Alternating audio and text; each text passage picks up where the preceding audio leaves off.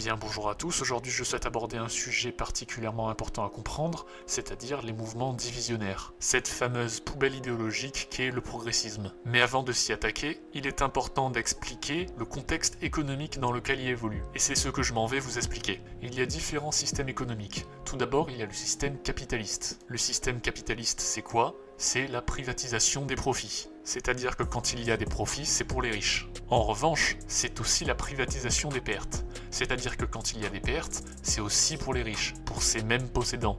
Ensuite, de l'autre côté, nous avons son opposé qui est le communisme. Le communisme, c'est quoi ? C'est la socialisation du profit. C'est-à-dire que quand il y a du profit, c'est pour tout le monde, c'est pour le peuple. Mais en revanche, quand il y a des pertes, c'est aussi la socialisation des pertes. Donc c'est aussi pour ce même peuple, c'est aussi pour tout le monde. Et ensuite vient notre système actuel, notre système économique plutocratique, qui est un système plutôt dystopique. Quand il y a du profit, c'est pour les riches, c'est pour les possédants, c'est la privatisation du profit, mais en revanche, c'est la socialisation des pertes. C'est-à-dire que quand il y a du déficit, c'est les impôts qui vont éponger tout ça. En gros, c'est le peuple qui paye. C'est un peu un jeu truqué où face, c'est les riches qui gagnent, et pile, c'est le peuple qui perd. On va y revenir, mais gardez ça en tête. Maintenant, je m'en vais vous expliquer, dans les grandes lignes, les idéologies politiques que l'on peut retrouver.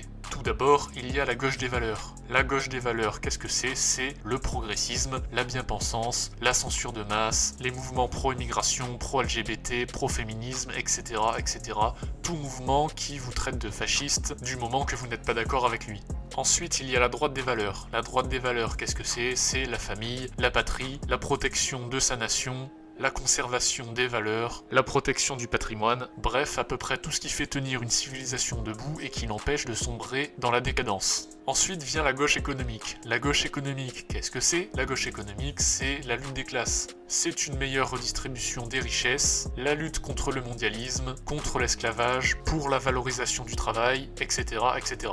Et enfin vient la droite économique. La droite économique, qu'est-ce que c'est ? C'est la course au profit, c'est la mondialisation, c'est l'exploitation des peuples à outrance, c'est la concurrence à l'extrême au profit d'une extrême minorité. Bref, c'est un système pyramidal qui tend à rendre les riches plus riches et les pauvres plus pauvres. Le capitalisme rend les riches plus riches et le libéralisme justifie le capitalisme. C'est purement et simplement un cercle vicieux, où ce sont toujours les mêmes qui vont s'enrichir et toujours les mêmes qui vont s'appauvrir. Aucun mérite là-dedans. Et donc sur suffisamment long terme, il tend vers l'esclavage. Maintenant qu'on a défini tout ça, qu'y retrouve-t-on dans ces différentes idéologies ? Eh bien c'est plutôt simple. Dans la gauche des valeurs, nous allons avoir plutôt des personnes aisées déconnectées de la réalité. Des bobos bourgeois qui fantasment le monde, des donneurs de leçons de morale mais qui restent dans l'entre-soi, tout en militant pour le multiculturalisme.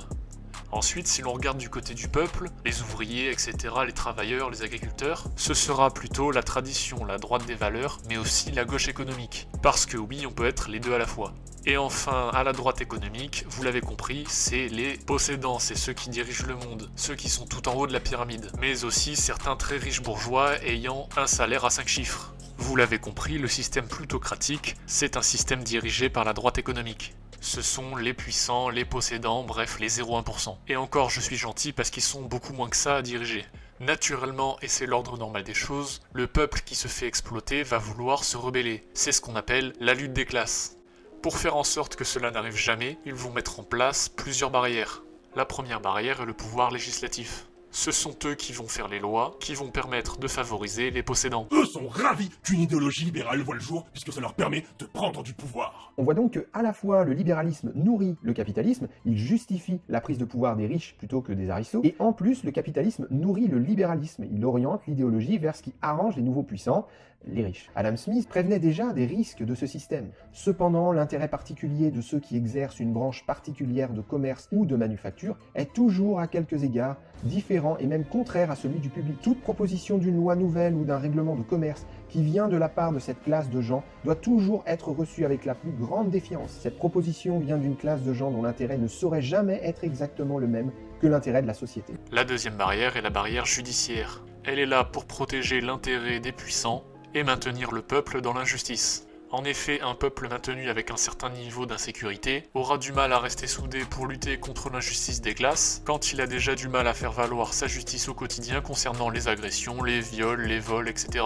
Je vous proposerais bien de regarder la vidéo des juges rouges de Corbacréac sur ces juges qui sabotent la justice française, mais malheureusement sa chaîne a sauté, sûrement un méchant complotiste. Vous pourrez tout de même retrouver sa vidéo sur Google, si je peux je la mettrai en description. J'ai également réalisé une vidéo de 36 minutes complète sur l'injustice, pour vous donner de nombreuses clés de réflexion et de compréhension, afin de vous expliquer pourquoi l'injustice existe, dans quel contexte et dans quel but, pourquoi elle est créée et maintenue. Je vous mets également le lien de celle-ci en description. Ensuite vient le pouvoir exécutif qui est une barrière physique qui empêche le peuple de renverser ou même de manifester contre la tyrannie. Ils sont là pour effectuer une forte répression envers le peuple, dès lors que celui-ci manifeste un quelconque désaccord avec le gouvernement, et qui n'hésite pas à laisser passer voire à encourager les casseurs quand ils n'en font pas partie, et ce afin de décrédibiliser les mouvements sociaux et populaires et manifestations légitimes du peuple. Ensuite viennent les barrières les plus perverses.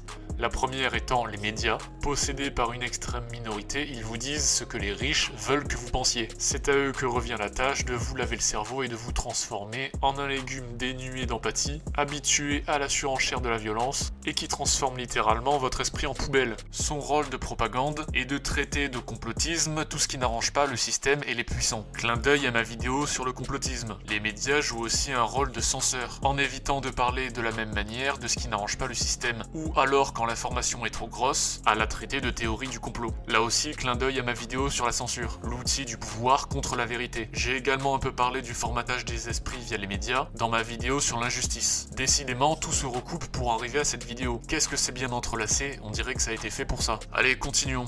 Et enfin, le dernier verrou destiné à vous matrixer le cerveau, c'est-à-dire l'éducation nationale. Leur tâche est de former les nouveaux esclaves, bien dociles et qui ne se posent pas trop de questions. Ils ont un rôle très important à jouer pour préparer le terrain à l'injustice, via un certain laxisme et des valeurs consuméristes. Je parle en long, en large et en travers dans ma vidéo sur l'injustice, de son grand rôle dans l'affaiblissement de l'esprit du peuple, avant que celui-ci n'atteigne l'âge adulte, ce qui permet aussi à l'avance de mâcher le travail pour les médias, afin qu'il ne puisse pas y avoir d'esprit aiguisé pour résister à la manipulation. C'est là que la propagande idéologique pourra le mieux s'infiltrer dans les jeunes esprits. D'ailleurs, vous verrez souvent des professeurs faire du militantisme de gauche, et jamais de droite, car quand ça arrive, c'est conseil de discipline assuré. En général, ces professeurs qui font du militantisme sont souvent des professeurs de sociaux, français, philosophie, bref, des gens déconnectés de la réalité. Vous ne verrez jamais un professeur de mathématiques faire du militantisme progressiste, car ce sont des gens ancrés dans la réalité, ancrés dans la logique. C'est un peu triste, mais aujourd'hui, l'histoire de France est en permanence réécrite. Tout est orienté pour que vous n'ayez pas la haine du système, mais la haine contre vous-même. On n'apprend plus à vous faire aimer votre histoire, mais à la détester. Aujourd'hui au programme, c'est les méchantes croisades racistes, alors qu'il n'y en a eu quasiment aucune. Et par contre, on ne va surtout pas parler des milliers d'invasions musulmanes au travers des siècles, qui ont fait rage et qui ont dû être repoussées. Ni du fait que c'est eux qui ont quasiment inventé l'esclavage et la traite négrière. Bref, absolument tout dans l'éducation nationale est orienté idéologiquement.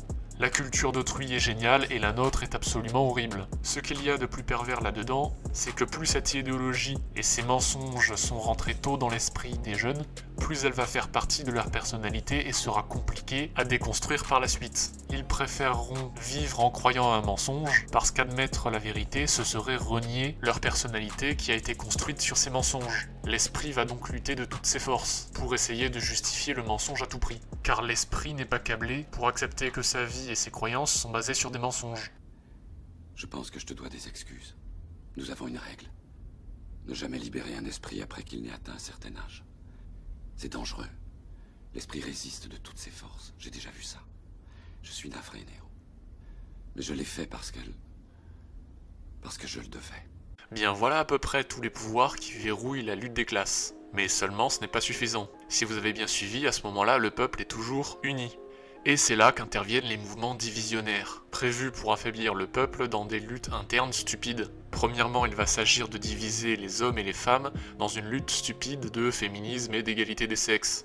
Je ne peux que vous conseiller le documentaire The Red Pill, documentaire réalisé par une féministe qui s'est rendu compte à quel point le féminisme est une escroquerie. Si vous n'avez pas de temps à perdre avec un long documentaire, je vous propose la courte vidéo synthétique de la chaîne RDZ sur le top 30 des privilèges masculins. Bien, mais ensuite il faut continuer la division. Division par exemple entre les étrangers et les Français. dans une lutte de victimisation où on ne cherche plus à améliorer la situation, mais à se complaire dans qui est la plus grosse victime ou le plus gros privilégié, sachant que dans les faits on se fait tous exploiter pareil, et que l'immigration augmente la concurrence et tire les salaires vers le bas.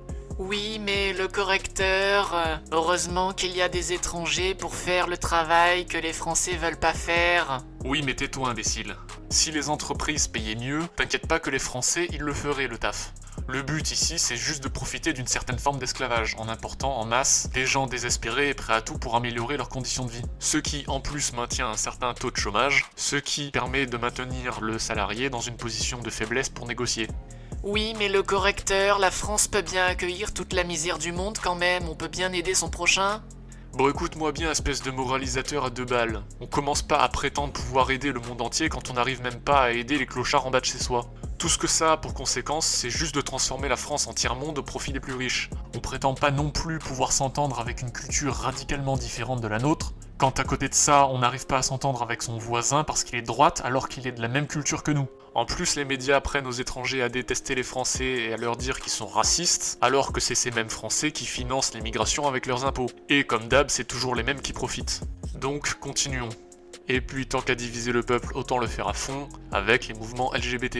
Toutes ces divisions sont là pour empêcher que le peuple soit uni et indivisible face à la lutte des classes. En fait, cette division sert la droite économique. Les progressistes sont en fait les pantins des riches. Et quel est l'ennemi commun de tous ces mouvements de merde? C'est toujours l'homme blanc hétérosexuel de la droite des valeurs et de la gauche économique, l'homme du peuple. Pour les progressistes, c'est le méchant facho, pour les femmes, c'est le méchant patriarcat, pour les étrangers, c'est le méchant homme blanc privilégié, et pour les LGBT, c'est le méchant homme hétérosexuel cisgenre. À chaque fois, cet ennemi est la même personne, c'est-à-dire le travailleur, celui qui fait tourner le monde, car c'est celui qui est le plus légitime pour se révolter et effectuer la lutte des classes. C'est celui dont le système a le plus besoin, celui dont les riches sont le plus dépendants pour être riches, donc c'est la cible prioritaire à soumettre et à maintenir dans la culpabilisation pour empêcher toute révolte. Voilà, vous avez désormais toutes les clés pour comprendre les mouvements divisionnaires et pourquoi ils existent. Si jamais vous tombez sur un progressiste, vous pouvez lui montrer cette vidéo, peut-être que ça pourra le réveiller. Cette vidéo est parfaite pour un petit repas de famille, afin de détruire les illusions de l'attente fémini-écolo-progressiste qu'on a tous. Donc n'hésitez pas à partager et à me faire de la pub. Surtout abonnez-vous, je peux pas le faire à votre place, et puis comme ça vous ne raterez pas les prochains contenus. Je sors une vidéo par semaine, vous n'aurez pas le temps de vous ennuyer. Vous pouvez également me retrouver sur les réseaux sociaux affichés sur l'écran ici. Les liens sont également en description. Portez-vous bien, bonne journée à tous, ciao.